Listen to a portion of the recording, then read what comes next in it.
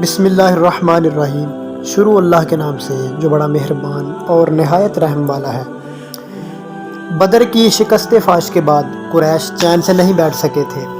انہوں نے مقتولین بدر کے چند روز ماتم سے فارغ ہونے کے بعد نئی مہم کی تیاری شروع کر دی۔ گرے ہوئے حوصلوں کو ابھارنے کے لیے شاعروں سے کام لیا گیا۔ عربوں کا یہ پرانا دستور تھا۔ اس زمانے کے عربوں کے معاشرے میں جوش پھیلانے کا بہترین ذریعہ شاعر اور خطیب ہوا کرتے تھے۔ عمرو جمحی اور مصافہ نامی دو شاعروں نے بہت کام کیا۔ مدینہ کا ایک عرب شاعر کعب بن اشرف بھی، جو یہود بنی نصیر کا بھانجا ہونے کے باعث یہودیوں کا رئیس اعظم بن گیا تھا، قریش کے ساتھ اظہار ہمدردی کرنے کے لیے مکہ گیا اور قریش کو مقتولین بدر کے بڑے ہی پردرد مرثیے سنائے۔ کعب نے ابو سفیان اور قریش کے دوسرے لوگوں سے خانہ کعبہ کے سامنے جا کر حلف لیے کہ وہ مقتولین بدر کا انتقام لے کر ہی رہیں گے۔ نئی مہم کے مصارف کے لیے قریش نے یہ انتظام کر رکھا تھا کہ اس تجارتی قافلے کا جو سارا نفع جو جنگ بدر میں بچ کر نکل آیا تھا، اس کام کے لیے الگ رکھ لیا۔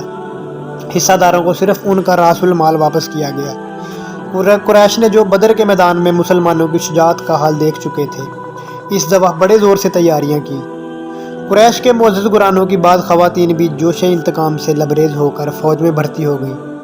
ان میں سے بعض نے قسم کھا رکھی تھی کہ وہ اپنے عزیز اور اقارب کا، جنہوں نے ان کا قتل کیا ہے، ان کا خون پی کر اپنے انتقام کی آگ بجھائیں گے۔ قریش کی تیاری اور جوش و خروش دیکھ کر رسول اکرم صلی اللہ علیہ وآلہ وسلم کے چچا حضرت عباس رضی اللہ تعالیٰ عنہ نے ایک تیز رو قاصد کے ہاتھ محمد صلی اللہ علیہ وآلہ وسلم کو چٹھی بھیجی، جس میں نئی مہم کی تیاریوں کی اطلاع درج تھی۔ حضرت عباس جنگ بدر میں قریش کے ساتھی تھے اور جنگ کے بعد اسیر بنا دیے گئے۔ دوسرے اسیران جنگ کی طرح انہوں نے بھی زر فدیہ دے کر رہائی پائی تھی۔ اس کے بعد وہ مسلمان ہو گئے، لیکن مکہ ہی میں قیام فرما رہے۔ یہ اطلاع ملنے کے بعد نبی محترم صلی اللہ علیہ وآلہ وسلم نے قریش کی نقل و حرکت سے باخبر رہنے کے لیے جاسوس مقرر کر دیے۔ ان میں سے انس اور مونس نے آ کر اطلاع دی کہ کفار کا لشکر مدینہ کے قریب آ پہنچا ہے اور ان کے گھوڑے عریض کی چراگاہ کو صاف کر رہے ہیں۔ رسول خدا نے حباب بن منذر کو دشمن کی تعداد کا سراغ لگانے کے لیے بھیجا۔ انہوں نے دیکھ بھال کے بعد واپس آ کر رپورٹ دی کہ قریش کا لشکر 3000 کے لگ بھگ ہے۔ ان اطلاعات کے پہنچنے کا تاریخ 5 شوال 3 ہجری ہے۔ اب زیر غور مسئلہ یہ تھا کہ قریش کا مقابلہ شہر کے اندر پناہ گزین ہو کر کیا جائے یا شہر سے باہر نکل کر ان سے لڑائی لڑی جائے۔ پختہ کار صحابہ کرام کی رائے یہ تھی کہ شہر کے اندر بیٹھ کر مقابلہ کیا جائے، لیکن جو شیلے نوجوان زور دے رہے تھے کہ شہر سے باہر نکل کر لڑنا چاہیے۔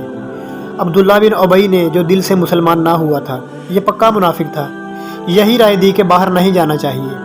خود رسول اکرم صلی اللہ علیہ وآلہ وسلم بھی شہر سے باہر نکل کر مقابلہ کرنے کے معاملہ میں متعمل نظر آتے تھے، لیکن نوجوانوں کا جوش دیکھ کر آپ ہتھیار پہننے کے لیے گھر تشریف لے گئے۔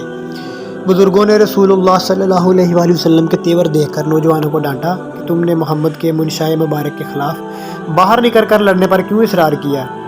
رسول خدا ہتھیار باندھ کر گھر سے نکلے تو نوجوانوں نے معافی مانگی، لیکن آپ نے فرمایا، اللہ عز و جل کا رسول جب ہتھیار باندھ لیتا ہے تو اس کے لیے زیبا نہیں کہ محرم کو سر کیے بغیر ان کو اتار دے۔ مسلمانوں کا لشکر تیار ہوا، لوگ بڑے جوش و خروش سے آئے۔ کم سن بچوں نے بھی جہاد میں حصہ لینے کے لیے شوق ظاہر کیا، لیکن ان کی درخواستیں مسترد کر دی گئیں۔ لیکن ایک ننھا مجاہد رافع بن خدیج رضی اللہ تعالیٰ عنہ ایڑیاں اٹھا کر انگلیوں کے بل کھڑا ہو گیا اور بولا، میں قد و قامت میں کسی سے کم ہوں کیا؟ اسے اجازت مل گئی۔ یہ حال نبی محترم کو معلوم تھا، لیکن اس کا جوش اور جذبہ دیکھ کر ان کو اجازت مل گئی۔ یہ حال دیکھ کر ان کے ہمجولی سمرہ رضی اللہ تعالیٰ عنہ سے نہ رہا گیا۔ سمرہ نے کہا، میں کشتی میں رافع کو بچھاڑ لیتا ہوں، جب رافع جا رہا ہے ساتھ میں تو میں کیوں نہ جاؤں؟ محمد صلی اللہ علیہ وآلہ وسلم نے فرمایا، اچھا کشتی لڑ کر دکھاؤ۔ کشتی میں سمرہ نے رافع کو پچھاڑ لیا، اسے بھی فوج میں شامل ہونے کی اجازت مل گئی۔ بھرتی کے بعد گنتی کی گئی تو اسلامی فوج کی تعداد 1000 سے کچھ اوپر تھی۔ جب یہ لشکر بیضا شہر سے 1 میل کے فاصلے پر پہنچا تو عبداللہ بن ابی 300 آدمیوں کو لے کر یہ کہتا ہوا لوٹ آیا کہ کہ رسول اکرم نے میری رائے پر کہ شہر کے اندر بیٹھ کر مقابلہ کرنا چاہیے عمل نہیں کیا، اس لیے میں ساتھ دے نہیں سکتا، کیونکہ وہ تو پکا منافق تھا، اس کو تو کوئی بہانہ چاہیے تھا جنگ سے بھاگنے کا۔ حقیقت حال یہ تھی کہ عبداللہ بن ابی در پردہ قریش سے بھی ساتھ باز رکھتا تھا، اور اس حرکت سے اس کا مقصد مسلمانوں کو بد دل کرنے کے سوا اور کچھ بھی نہیں تھا۔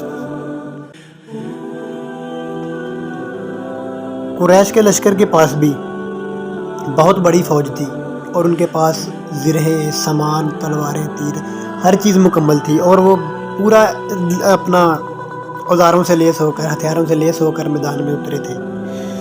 رسول اکرم صلی اللہ علیہ وآلہ وسلم نے مصعب بن عمیر کو حکم دیا کہ زبیر ابن العوام کو رسالے کا افسر مقرر فرمایا۔ حمزہ رضی اللہ تعالیٰ عنہ کو ان دستوں میں کمان سونپی گئی جو زیرہ پوشنا تھے، اور عبداللہ بن جبیر رضی اللہ تعالیٰ عنہ کو تیر اندازوں کے دستوں کا افسر بنا کر فوج کے عقب میں کوہ احد پر ایک گھوٹی پر بٹھا دیا، اور ان کے لیے حکم تھا کہ بلا اجازت اپنی جگہ سے ادھر ادھر نہ ہونے پائیں، اور مسلمانوں کا لشکر بالکل تیار بیٹھا تھا۔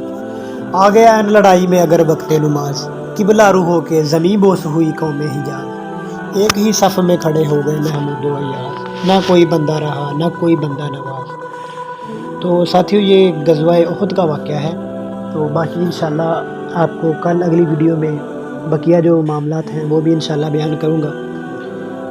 تو امید کرتا ہوں کہ آپ کو آج کی ویڈیو پسند آئی ہوگی، تو کل کی ویڈیو کا انتظار کریں، انشاءاللہ باقی جو واقعہ ہے نا کل انشاءاللہ اگلی ویڈیو میں بیان کیا جائے گا۔ جزاک اللہ۔